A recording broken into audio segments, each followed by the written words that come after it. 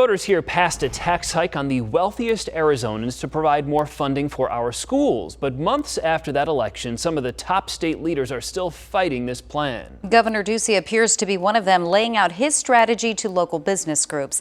Political editor Dennis Welch is live. So what's this all about, Dennis?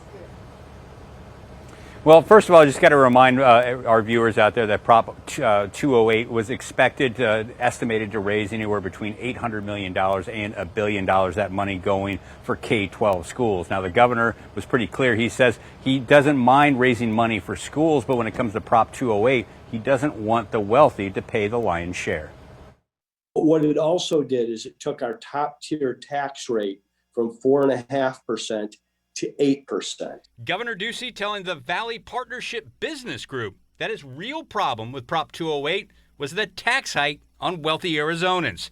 That was before he laid out his two-pronged approach to essentially kill it. One route is judicial, the other route is legislative. That ballot initiative is set to be heard on April 20th by the 7-member Arizona Supreme Court, in which 5 of the justices were picked by the governor. And there is also legislation moving right now that could offset the tax increases approved by voters. The governor's tactics and blunt statements are predictably not sitting well with the organizers of the ballot measure. I was pretty shocked to hear Governor Ducey so publicly and cavalierly vow to reverse the will of Arizona voters. Beth Lewis is a teacher and a founder of the group that helped place 208 on the ballot. It will raise nearly $830 million for education by adding a surcharge on high-income earners, making more than $250,000 a year, according to one independent analysis.